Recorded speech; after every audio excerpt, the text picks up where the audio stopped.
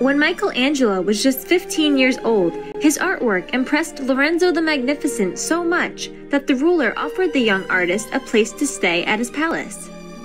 Michelangelo, Divine Artistic Genius Part 1 of 2. Continue watching to find out more.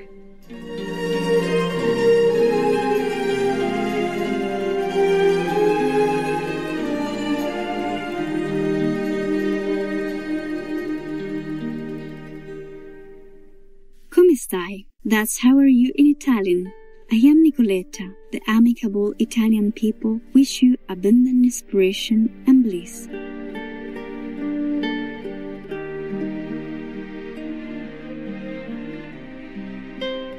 Today's viewing is part 1 of a 2-part series entitled Michelangelo, Divine Artistic Genius.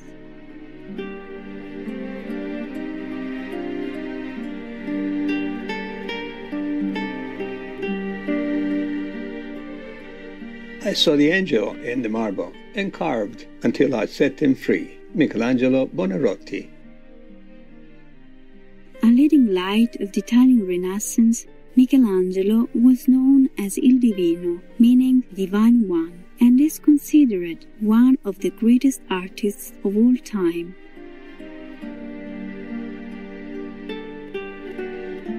A poet, sculptor, and architect, his creations include internationally renowned masterpieces like the famous marble sculpture of King David of Israel and the magnificent biblical painting on the ceiling of the Sistine Chapel.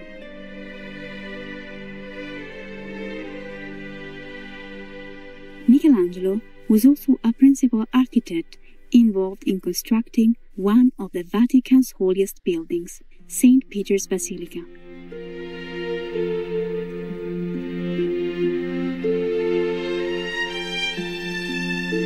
Michelangelo di Lodovico Buonarroti Simoni was born on March 6, 1475, in the village of Caprese, east of Florence, Italy.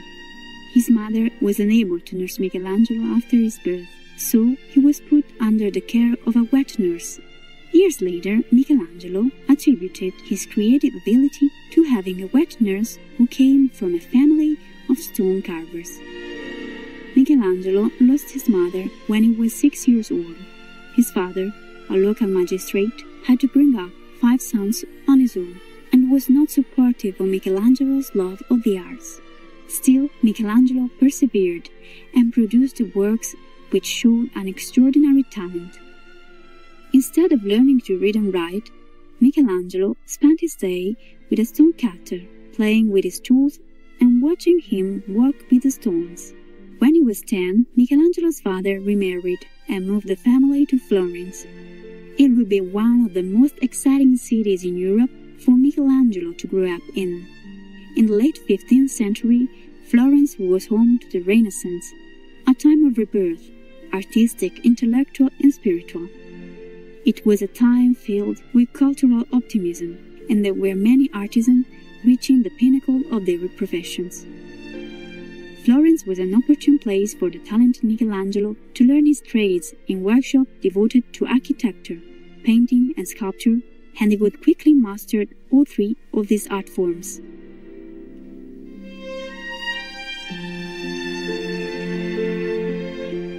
When he was 13, Michelangelo's father finally allowed him to become an artist's apprentice. Michelangelo joined the workshop of a notable fresco painter called Domenico Ghirlandaio.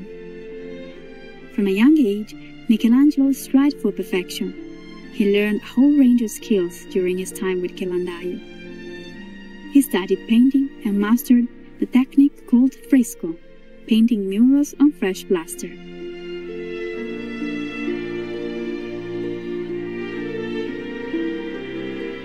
He loved roaming the streets of Florence, observing and sketching the city's exquisite churches and sculptures.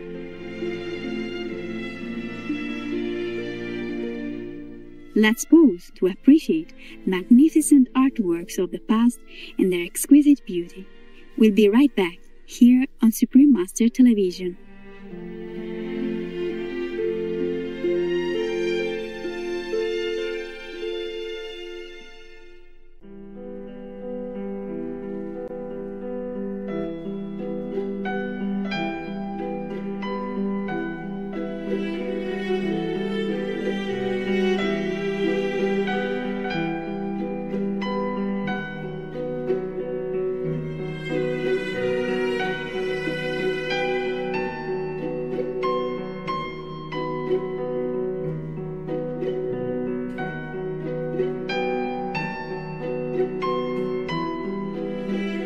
Welcome back to our program on Michelangelo, Divine Artistic Genius.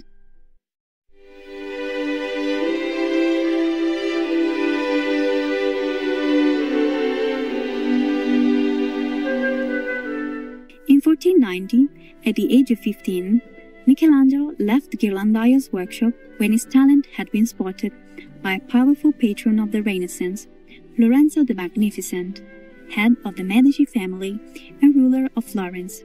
Lorenzo noticed Michelangelo's carving of the mythical faun, a god that is half man and half god, and said that a creature that was so old would not have such a full set of teeth.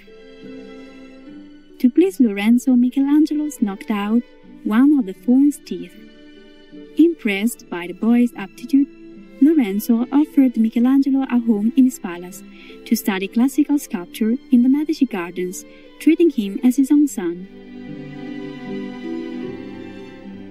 During his stay at the palace, Michelangelo had lunch every day with Lorenzo the Magnificent and notable poets, philosophers, and businessmen. Michelangelo studied under the famous sculptor Bertoldo di Giovanni and completed his first two commissions as a sculptor while he was with the Medici family. These works, the Madonna of the Stairs and the Battle of the Centaurs, were both amazingly sophisticated and complex for a 16-year-old.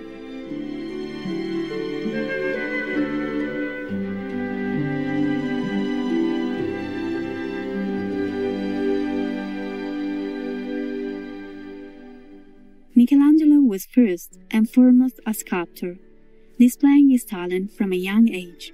He could see a connection between the human form and the soul, bringing his sculptures to life in a novel way for his time. His use of light and shadow gives his sculptures a truly authentic presence.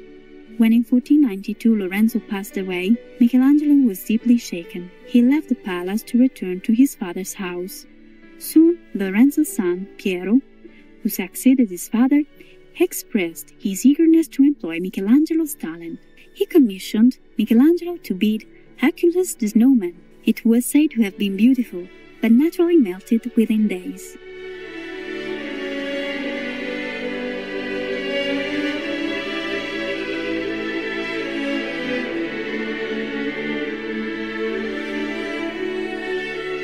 Michelangelo then left Florence after a friend told him of a dream which predicted dark times for the city.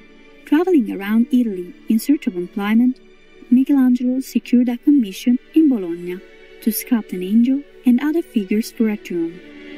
Later, returning to Florence with no money or employment, Michelangelo started on a new project to earn a living. He worked on creating a sleeping Cupid, an ancient Roman god of love that appears as a naked winged boy. It was pointed out to him that his creation would be far more valuable if it appeared to be antique.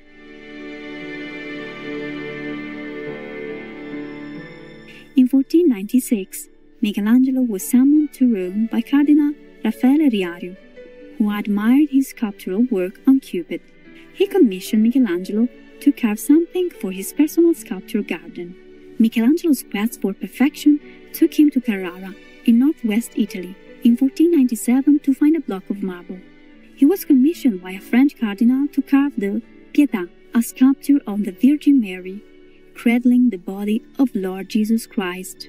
Michelangelo was 25 years old at the time. When the Pietà was first unveiled, it was immediately hailed as a masterpiece. The slight figure of Christ was remarkably realistic, showing a great mastery of arts. Many pilgrims would visit Rome just to see this sculpture. When he learned that some were attributing his work to another artist, Michelangelo carved his name on the statue across the front of Mary's gown. This inspired work is out in the Vatican today.